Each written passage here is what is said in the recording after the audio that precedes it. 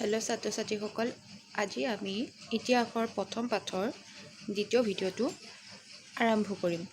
ইয়াত তোমাৰ যিখিনি পিছৰ আছিলে সেইখিনি আজি আলোচনা কৰিম।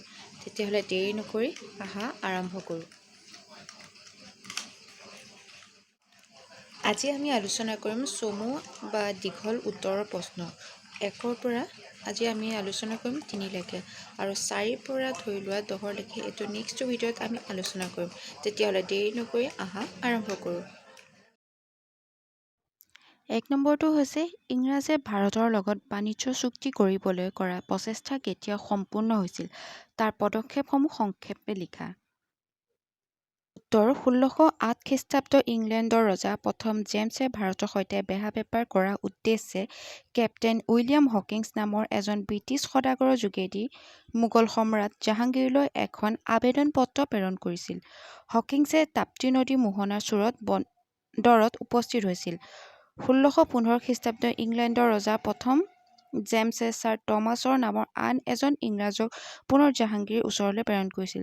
থমাছ ৰয়ে কোনো ধৰণৰ বাণিজ্যিক চুক্তি কৰিব পৰা নাছিল যদিও সম্ৰাট জাহাংগীৰে ইংৰাজ সদাগৰসকলক চুৰাটত বাণিজ্য কুঠি স্থাপনৰ অনুমতি প্ৰদান কৰিছিল। 1715 খ্ৰীষ্টাব্দত জন চাৰমানৰ নেতৃত্বত ইংৰাজ লোকৰ এটা স্বজাতিৰ দলে মোগল সম্ৰাট ফাৰুখ খছৰীয়াক বাণিজ্যিক চুক্তিৰ প্ৰস্তাৱ আগবঢ়াইছিল। সেই সময়ত সম্ৰাট ফাৰুখ খছৰীয়া কঠিন ৰোগত ভুগি আছিল। স্বজাতিৰ দলটোৰ চিকিৎসকে ডাক্তৰ হেমিল্টনে চিকিৎসা আগবঢ়াইছিল, তেওঁৰ ব্যাধি নিৰাময় কৰিছিল। এই সুযোগতে সম্ৰাটৰ পৰা ইংৰাজ সদাগৰসকলে 3খন ফৰমান আদায় কৰে আৰু ইষ্ট ইণ্ডিয়া কোম্পানীয়ে সমগ্ৰ ভাৰতবৰ্ষ নিৰ্বিঘ্ন বেহা বেপাৰ কৰাৰ ৰাজকীয় অনুমতি লাভ কৰে। ইয়াৰ লগতে ভাৰতৰ মাটিত কোম্পানীয়ে নিজৰ ভৱিষ্যত সুদৃঢ় কৰাৰ ফালে অগ্ৰসৰ হৈছিল। 2 নম্বৰ: ইষ্ট ইণ্ডিয়া কোম্পানীয়ে কেনেকৈ ভাৰতৰ 3টা মূল স্থানত বাণিজ্য কেন্দ্ৰ স্থাপন কৰিছিল তাৰ 3টা মূল কৌশল সম্পৰ্কে লিখা। উত্তৰ হৈছে 1611 খ্ৰীষ্টাব্দত গোলকোণ্ডা ৰাজ্যৰ চুলতানৰ পৰা অনুমতি লৈ কোম্পানীয়ে মছলিপট্টনম এটা বাণিজ্য কেন্দ্ৰ স্থাপন কৰিছিল। 1715 খ্ৰীষ্টাব্দত জন চাৰমানৰ নেতৃত্বত ইংৰাজ এটা স্বজাতিৰ দলে মোগল সম্ৰাট সাক্ষাৎ কৰি পুনৰ বাণিজ্য চুক্তিৰ প্ৰস্তাৱ আগবঢ়াইছিল। স্বজাতিৰ দলটোৰ প্ৰতি সম্ৰাটে সদৰ ভাৱ দেখুৱাইছিল। ক নম্বৰ: 1611 খ্ৰীষ্টাব্দত গোলকোণ্ডা ৰাজ্যৰ চুলতানৰ পৰা অনুমতি লৈ কোম্পানীয়ে মছলিপট্টনম এটা বাণিজ্য কেন্দ্ৰ স্থাপন কৰিছিল। 1611 খ্ৰীষ্টাব্দত কোম্পানীয়ে আৰামগাঁৱত দ্বিতীয়টো বাণিজ্য কেন্দ্ৰ মুকলি কৰিছিল। 1639 খ্ৰীষ্টাব্দত চান্দগিৰিৰ ৰজাৰ লগত চুক্তি কৰি মাদ্ৰাজৰ কাষৰীয়া ঠাই এটুকুৰালৈ আৰামগাঁৱৰ বাণিজ্য কেন্দ্ৰটো তুলি নি নতুন নাম দি হয় ফৰ্ট ছেণ্ট জৰ্জ। খ নম্বৰটো 1661 খ্ৰীষ্টাব্দত ইংলেণ্ডৰ ৰজা দ্বিতীয় চাৰ্লছে পৰ্তুগীজ ৰাজকন্যা কেথৰিনক বিয়া কৰাই যৌতুক হিচাপে বোম্বাই চহৰ লাভ কৰিছিল।